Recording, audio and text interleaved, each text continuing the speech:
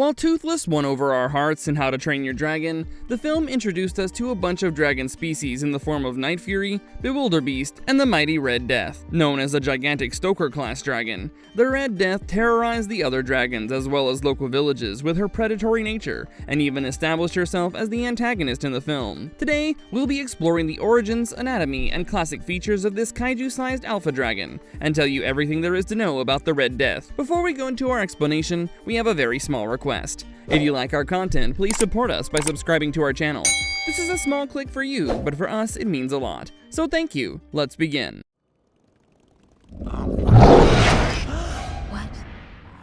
What is the Red Death, and where did it appear? The Red Death was a female Titan Wing, a gigantic dragon species with a nasal horn and a coral-shaped frill on her head.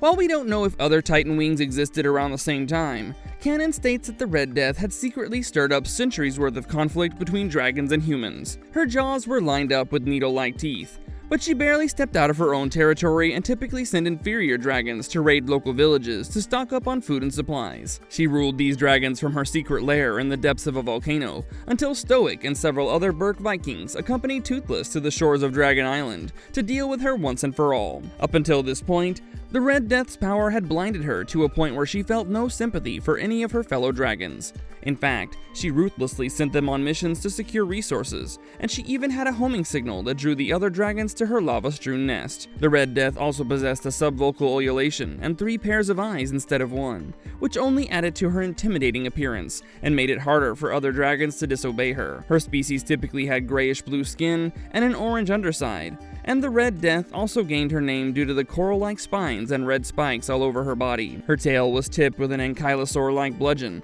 that doubled as a deadly weapon, and even though she was quite enormous in size, her wings enabled her to fly around effortlessly.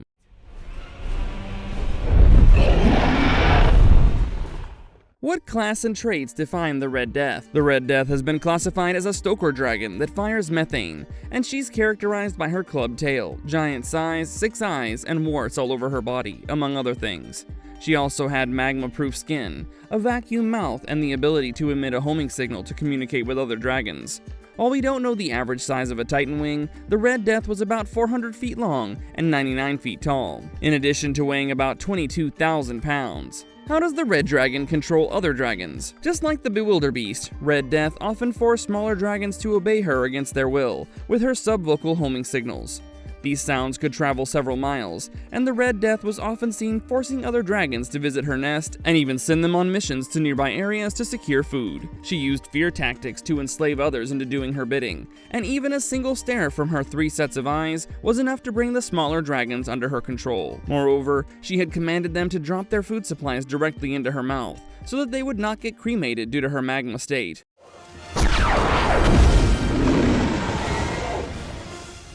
What powers does the Red Death possess? For starters, the Red Death was so enormous that she had developed the ability to intake air and suck her victims directly into her mouth. This vacuum was so strong that she could even suck in dragons such as the deadly Natter and feast on them in a matter of seconds.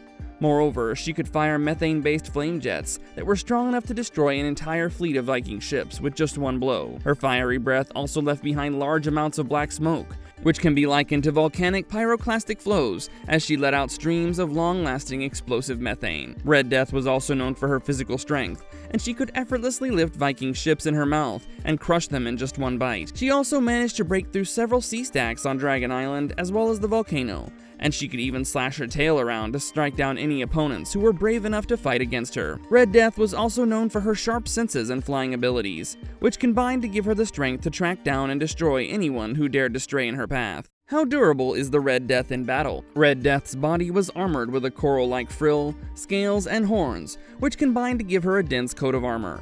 It also made her capable of perforating, piercing, or demolishing all kinds of objects in its path, including rocky cliffs, volcanoes, and small mountains.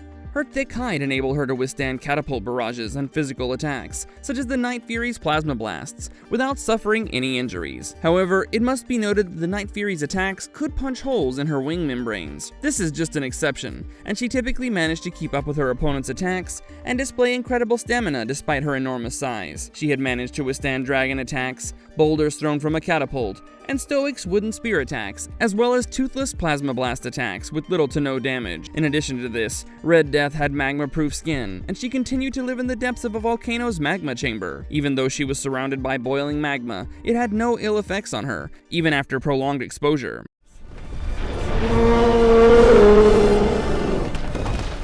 How fast and agile is the Red Death? Due to her enormous size, the Red Death was slightly slower in comparison to other dragons, but she could swing her tail around and thrash other dragons in swift, agile movements. She also moved pretty fast as soon as she set eyes upon her opponents, such as the time she managed to catch up to Toothless mid-air. She also has a large wingspan, which gives her the ability to chase after the fastest of dragons in no time. What is the Red Death's greatest weakness? Unfortunately, the Red Death had a weakness to internal fire, since her methane fuel could be ignited prematurely. This could cause her internal gas chamber to explode, which would result in an explosion that would tear her body apart from the inside.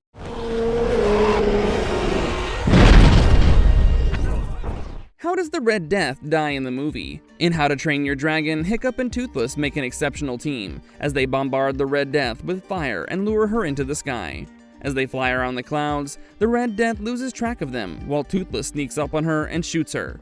They repeat this process over and over as they hide in the clouds and target her when she cannot see them coming, thereby punching several holes in her wing. Soon enough, she ends up in a fit of rage over their attempts to bring her down, and she exhales fire, setting the entire place ablaze in circular motions. During this attack, Toothless' synthetic tail catches fire, and Hiccup then rushes with him to execute their final idea before he crashes. They fly downwards with the Red Death on their tail and wait for her to get close enough to pivot and shoot a blast directly into her mouth, as she's just about to shoot fire at them. They successfully aim the blast into her throat and ignite her flammable throat gases while she struggles to keep her balance due to her damaged wings. While Toothless and Hiccup get out of the way, the Red Death ends up losing control and crashing onto the shoreline. Unfortunately, the impact results in an explosion where she ends up dying, but this soon proves to be good news for the other dragons, who are finally freed from her tyranny.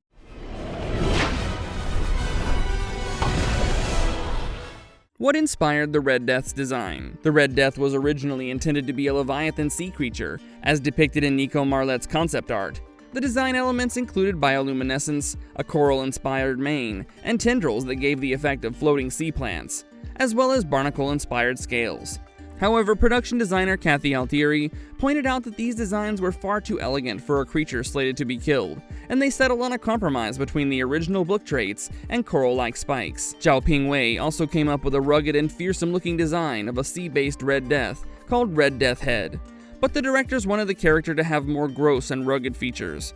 According to Sabrina Regal, head of surfacing, the directors suggested features such as blisters, decayed skin, eye cataracts, sores, and broken teeth, and many design pieces were turned down in their endeavors to make the dragon as fearsome as possible. Some of these included Ricardo Delgado's concept art, including spikes, protrusions, extra limbs, and teeth, while other designers came up with designs for a mysterious dragon with glowing body parts. It was also difficult to adjust the Red Death's enormous size to the camera scale, and the visual effects supervisor Craig Ring had to use advanced CG animation techniques to scale the dragon as per scene requirements. It was quite a challenge to animate the Red Death's fire, as it was supposed to give off an ancient and dusty effect. Led by Matt Baer, the effects team attempted to create strands of fire that were animated along a group of curves to achieve the desired effect, where her flames appeared to be lit from the core and then slowly faded out. They also created a bunch of fluid simulations, 2,600 feet of shooting flames, and made several minor tweaks to ensure that the dragon comes off as threatening as possible. For instance, the red dragon's size was tripled in the final scene where it chases Hiccup and Toothless to make the scene as dramatic as possible. Is the Red Death a unique individual or a species? In School of Dragons, Valka reveals that the Red Death was a female Titan Wing,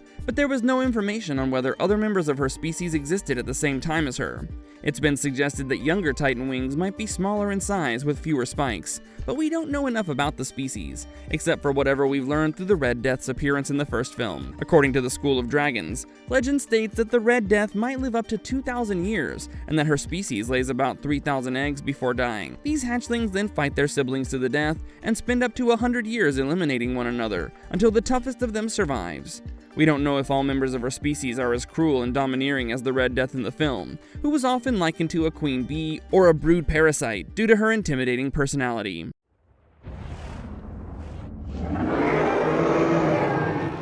What sets the Red Death apart from the Bewilderbeast? While the White Bewilderbeast rules the dragons with respect and nurtures them, the Red Death was inherently malicious and cruel in all her appearances.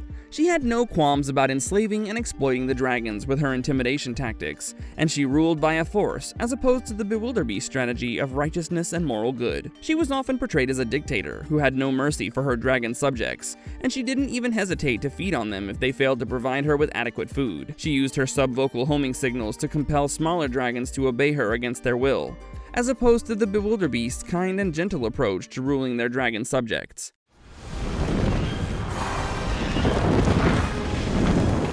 What is the Red Death's legacy in the franchise? After the Red Death's death in How to Train Your Dragon, she was mentioned in the DreamWorks series Dragons. In an episode titled Twinsanity, Dagger the Deranged talked about how he had heard rumors about Hiccup's victory over the Red Death. He then used this information to confirm his theory that Berk had been training dragons and that he could enlist their help in stirring up a war with the Berserkers. In Dragons Race to the Edge, the Red Death was mentioned on a couple of occasions in an episode titled Searching for Oswald and Chicken, when Hiccup flies through the Vanaheim Bewilderbeast skeleton. He mentions that it's way bigger than the Red Death. Later, he even told Astrid that they needed to reach the King of the Dragons before Johann, and used the Red Death as an example to explain what would happen if they failed. In Dragons: The Nine Realms, an image of Hiccup and Toothless evading the Red Death was shown as part of the Book of Dragons, in an episode titled First Flight. In addition to this, the Red Death was also mentioned in the comics when Rough Nut and Tough Nut were discussing Astrid Hofferson's disappearance with the Dragon Riders. The twins were absolutely certain that the Red Death had eaten her, while the others declared that this was a ridiculous possibility. The Red Death appeared as a final boss opponent in the How to Train Your Dragon mobile game, where players play as Hiccup and ride Toothless to defeat her. However, the dragon's head is the only part shown in the battle, and the entire exchange takes place over the ocean instead of Dragon Island. The Red Death's skeleton was also spotted on Dragon Island in the School of Dragons, wherein Harold Forkbeard tries to sell her teeth. He tricked people into believing that she had the power to turn other dragons to stone, and even proved it by fooling them with fossils and passing them off as recently living dragons who had just been turned to stone. In Dragons: Rise of Berk, the Red Death was mentioned in a gauntlet event, where Hiccup and Astrid embarked on an adventure to retrieve Bork the Bold's lost treasure. The only clue they had was the rock with the letter B carved on it, and Astrid mentioned that finding the treasure would have been a lot tougher if the Red Death was still around. Finally, the Red Death was included in some designs and structures found within the old ruins on the island of Havenholm, in DreamWorks' Dragons: Dawn of New Riders. While she does not make an appearance, design choices, including an entrance designed as her head under Valka's mountain, or puzzles that take the form of the Red Death's head, make her part of the game. Here it comes! Marvelous verdict. And with that, we've explored the Red Death's appearance in How to Train Your Dragon, as well as her overall personality and physical features. There's no doubt that she ruled the dragons with an iron fist, and often resorted to extreme measures to maintain her rule. It was quite fascinating to see how much the dragons changed after Toothless and Hiccup managed to eliminate her. That being said, she had quite a domineering personality, in addition to unique powers, and we hope you enjoyed exploring her origins with us. If you liked our content, don't forget to like and subscribe, and we'll see you in the next Marvelous video. Thanks, everyone!